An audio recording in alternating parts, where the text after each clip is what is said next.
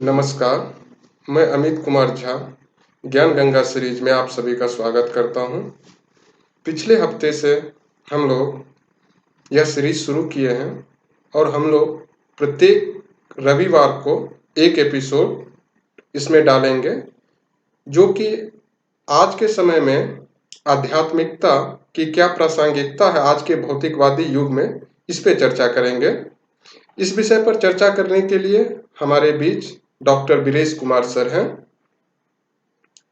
आपको यह एपिसोड कैसा लग रहा है, इसके बारे में अपना विचार कमेंट बॉक्स पे नीचे लिख सकते हैं। उसी आध्यात्मिकता की हम सब बात कर रहे हैं। मॉरिशस से हमारा जो संस्थान है जहां हम लोग काम कर रहे हैं अभी, उसका मॉरिशस के महात्मा गांधी इंस्टीट्यूट से शिक्षा जगत के लोग सभी जानते होंगे। अगर नहीं जानते हैं तो आपसे उम्मीद की जाती है कि आपको जानना चाहिए। महात्मा गांधी इंस्टीट्यूट से हमारा MOU है, मेमो ऑफ अंडरस्टैंडिंग। तो वहां से शिक्षकों का एक समूह आया था, उसमें हमने भी अपनी बातें रखनी थी। मैंने बोलते बोलते कहा कि आध्यात्मिकता धर्म का ही लोप हो रहा है आज, तो आध्यात्मिकता कहां से आएगी। तो एक महिला शिक्षक ने मुझसे सवाल किया कि धर्म का आध्यात्मिकता से क्या संबंध है। तो उस समय तो मैं उसको टाल गया, लेकिन मैंने उस पर विचार किया और आज मैं इस स्थिति में हूं कि धर्म ही नहीं बल्कि ईश्वर के अस्तित्व को मानने या न मानने से भी आध्यात्मिकता का कोई सीधा संबंध नहीं होता। मतलब एक नास्तिक भी आध्यात्मिक हो सकता है। आप पूछिए कैसे। जब कोई किसी से कहता है कि मैंने अपना काम कर दिया, अब तुम अपना काम करो, मेरा उससे कोई मतलब नहीं है, ये आध्यात्मिकता है कि नहीं है। लेकिन इसमें किसी विश्वास का, आस्तिकता का, नास्तिकता का कोई प्रवेश नहीं है। जब आप कहते हैं कि नेकी कर दरिया में डाल, तो आध्यात्मिकता तो है इसमें, लेकिन आप ही बताइए कि इसमें किसी विश्वास का, आस्तिकता का, नास्तिकता का कोई प्रवेश नहीं है। तो साहब बात यहां आकर रुकी कि आध्यात्मिकता, हाँ, आध्यात्मिकता को हम भाव समझते हैं। ये भाव नहीं है, ये विचार है। भाव परिवर्तित होते रहते हैं, विचार परिवर्तित नहीं होते। आप कह सकते हैं कि हमारे भाव जब स्थिर हो जाते हैं तो वो विचार बन जाते हैं। तो आध्यात्मिकता इसी जीवन की चीज है। आध्यात्मिकता एक ऐसी शक्ति है जो हमारे दैनिक, सामाजिक, पारिवारिक, मानवीय कर्तव्यों के निर्वहन में हमारा संबल बनती है। आध्यात्मिकता का किसी विचार विशेष से कोई खास संबंध नहीं है और आध्यात्मिकता का धर्म से भी कोई विशेष संबंध नहीं है। किसी भी धर्म को मानने वाला आध्यात्मिक हो सकता है।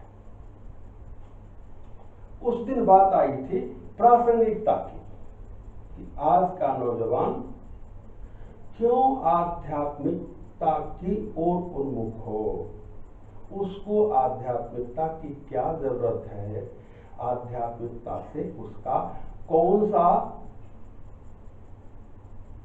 सी समस्या सुलझने वाली है। बड़ा ही दुखद प्रसंग है। आज से ठीक गुजरे रविवार को जिस समय हम लोग ये रिकॉर्डिंग कर रहे थे, उसमें तमाम मीडिया में खबर चल रही थी कि हमारे देश ही नहीं, मैं तो कहूँगा भारतीय उपमहाद्वीप का एक फिल्म जगत का, मनोरंजन जगत का उभरता हुआ सितारा अचानक डूब गया। आप सब उसका नाम जानते हैं और हमारे लिए तो विशेष कष्ट की बात थी। ये संजोग की बात है कि वो हमारे ही यहाँ का, हमारे क्षेत्र का वो लड़का था। उसकी जन्मभूमि जो है हमारे यहाँ थी। अब आप बताइए, मैंने कहीं पढ़ा कि 2 करोड़ की गाड़ी थी उसके पास, कार, 25 लाख की मोटरसाइकिल वो चढ़ता था। मैंने तो एक खरीदी मोटरसाइकिल 25,000 में, वो 12 बरस से मैं चल रहा हूं उसको। 25 लाख की मोटरसाइकिल 2 करोड़, जिस घर में वो रहता था बम्बई में, उसका किराया 3 लाख मासिक था। नेम, फेम, फॉलोवर्स, तो भौतिकता की तो कमी नहीं थी उसके पास, फिर क्यों उसने इतना एक्सट्रीम स्टेप लिया? भौतिकता की कमी उसके पास नहीं थी, तो कमी किस चीज की थी? आध्यात्मिकता की कमी थी। और वह तो एक प्रतीक था। आप देखेंगे जैसे जैसे हमारे कॉर्पोरेट सेक्टर का, आईटी फील्ड का बढ़ाव हो रहा है, नौजवान उसमें काम कर रहे हैं, 12-12, 14-14 घंटे, समय की कोई सीमा ही नहीं है कब तक काम करना है। एक टारगेट पूरा हुआ, दूसरा टारगेट सिर पर तैयार है। फायर एंड फायर, फायर का मतलब हम 2 ही जानते थे, एक आग फायर माने आग, दूसरा फायर माने गोली चलाना। अब फायर का एक तीसरा मतलब होता है नौकरी से निकालना। इन तमाम चीजों, कलाकार प्रतियोगिता के इस युग में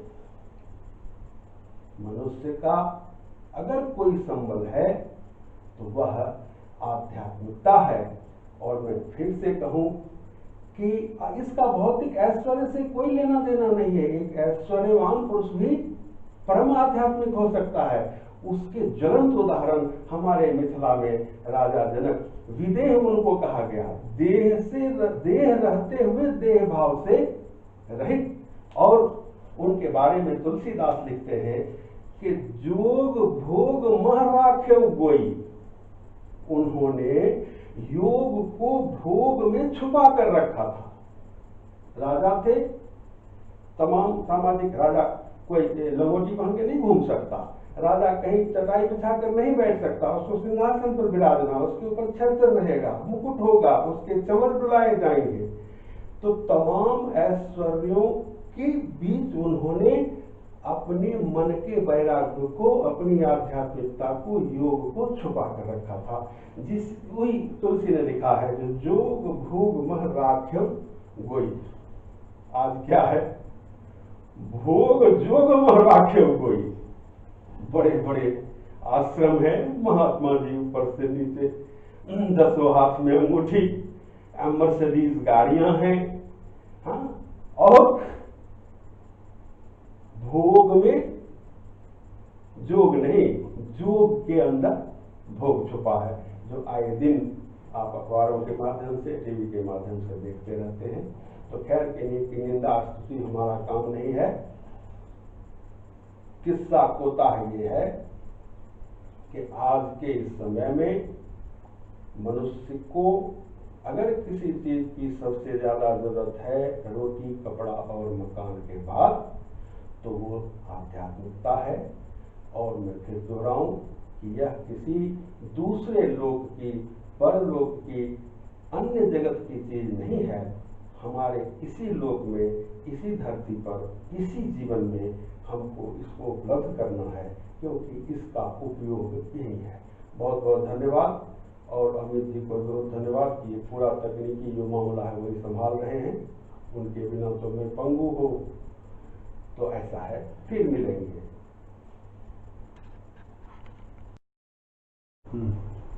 आप लोगों को हमारा ये एपिसोड कैसा लग रहा है, इस पर आपकी जो भी प्रतिक्रिया हो वो नीचे कमेंट बॉक्स पे आप लोग डाल सकते हैं। आपके विचारों का यहाँ सहस्त्र स्वागत है और आपकी सलाह अनुसार हम लोग अपने विषय में परिवर्तन या उसमें और क्या नया जोड़ सकते हैं, क्या अच्छा कर सकते हैं, इसके लिए आप अपना विचार दीजिए। आपका विचार स्वागत योग्य है। धन्यवाद।